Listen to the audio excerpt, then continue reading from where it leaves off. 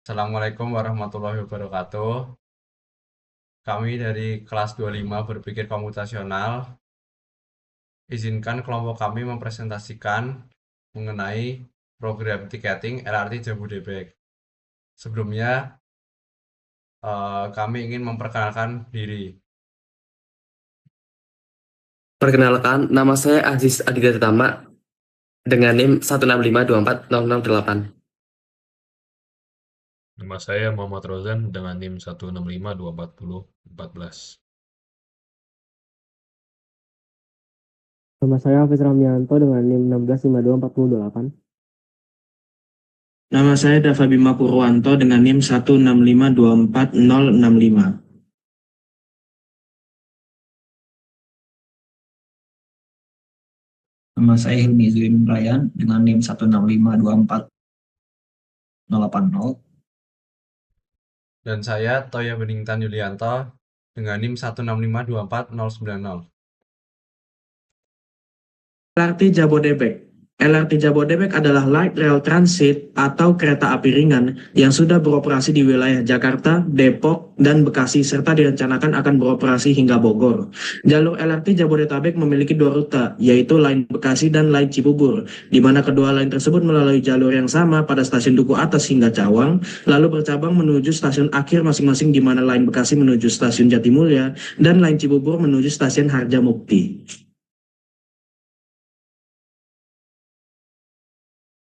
Berikut adalah peta LRT Jabodebek. Dan berikut adalah tarif LRT Jabodebek.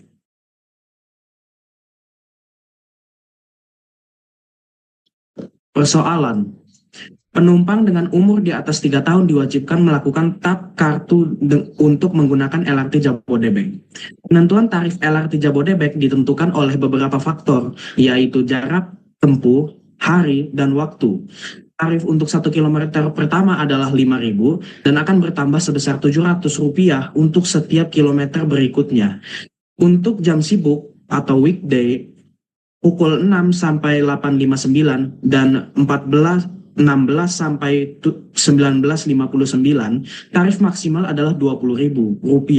Sedangkan weekday di luar jam sibuk atau weekend dan libur nasional, tarif maksimalnya adalah Rp10.000. Berikut adalah program untuk menentukan tarif LRT Jabodebek dari sebuah stasiun ke stasiun lain.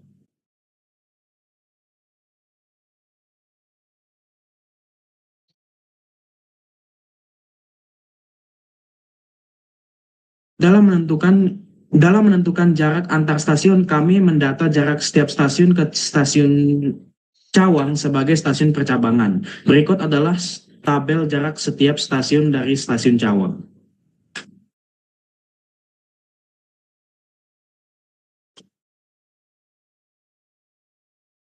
Baik, pada proyek yang kami buat, kami mendekomposisikan program ini menjadi dua, yaitu ada tap in dan tap out. Tap in yaitu saat kita meng-tap kartu kita, dan tap out saat kita meng-tap out atau keluar dari kereta tersebut. Pada tap in akan terjadi penginputan stasiun keberangkatan dan akan memeriksa saldo awal user. Dan pada tap out terjadi penginputan waktu, hari, dan jarak tempuh perjalanan dan penentuan besar tarif pembayaran.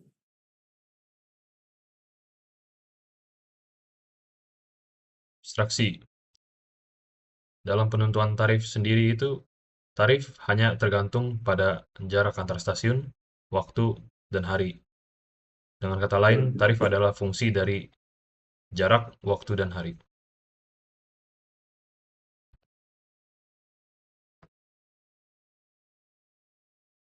Pengenalan pola. Ada beberapa pola yang bisa ditentukan dari penentuan tarif LRT Jabodebek. Yang pertama yaitu pola jam sibuk. Jam sibuk hanya pada weekday selama pukul 6 pagi hingga jam 9 pagi dan pukul 4 sore hingga jam 8 malam. Penambahan tarif. Besar tarif untuk 1 kilometer pertama adalah Rp5.000 dan untuk setiap 1 kilometer berikutnya bertambah Rp700. Baik, untuk flowchart pada program yang kami buat, setidaknya kami membuat ada terdapat 4 flowchart. Yang pertama ini adalah flowchart untuk mencari data stasiun awal ketika tap in. Yaitu pada inti dari flowchart ini adalah menentukan jarak dari stasiun tap in tersebut ke stasiun Cawang dengan sesuai dengan line-line dari kereta yang dari LRT yang di Jabodebek ini.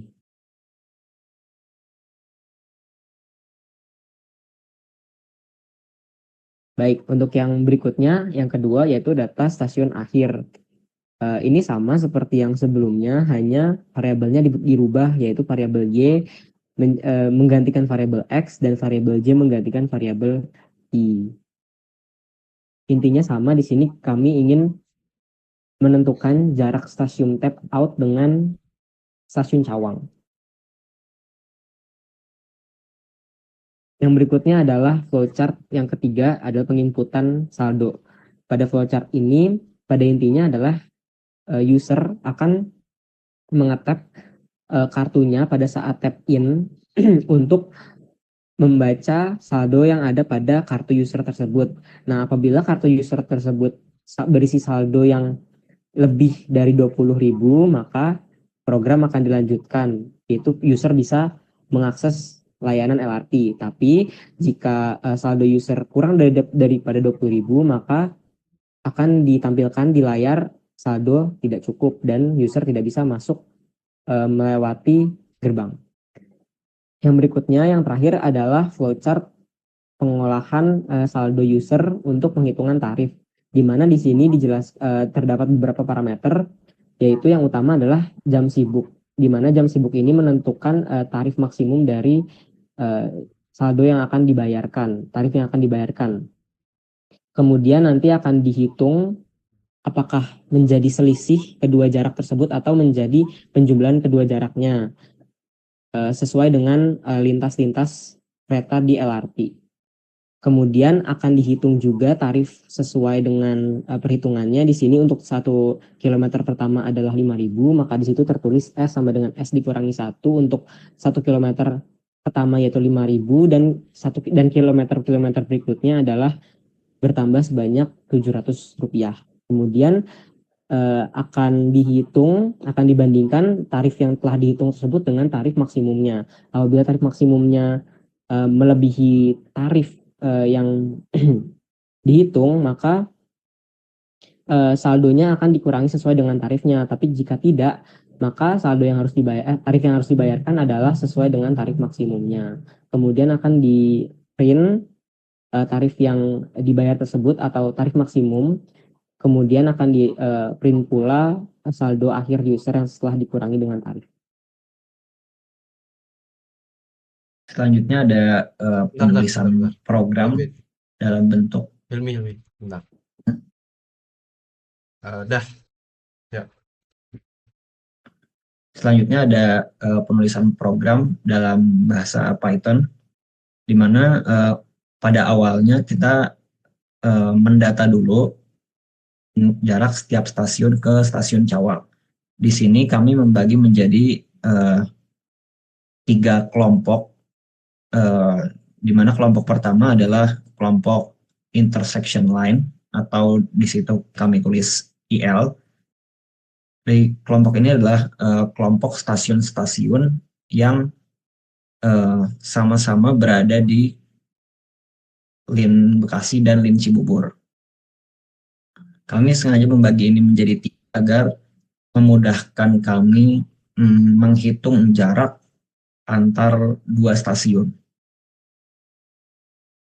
Seperti yang bisa kita lihat, di bawah IL itu ada array SIL, di mana SIL itu sendiri adalah jarak setiap stasiun di array IL terhadap stasiun Cawang dalam satuan kilometer.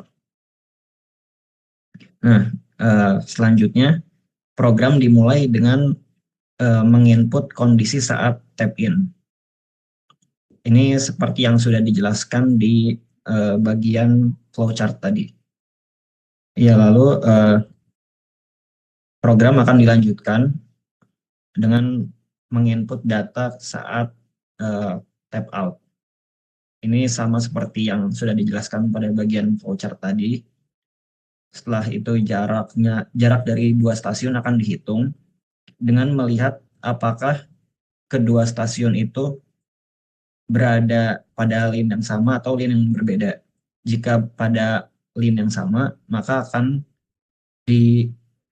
dihasilkan jarak, yaitu hasil pengurangan antara dua angka yang kita dapatkan tadi. Jika kedua stasiun berada pada line yang berbeda, maka akan dihasilkan jarak berupa hasil jumlah dari kedua angka yang kita dapatkan tadi, yaitu X dan Y. Setelah itu ada penghitungan tarif, di mana tarif awal-awalnya sudah pasti 5.000 dan S dikurangi 1, yaitu jaraknya, karena 5.000 itu adalah tarif untuk 1 km pertama. Selanjutnya sama seperti yang sudah dijelaskan di flowchart tadi.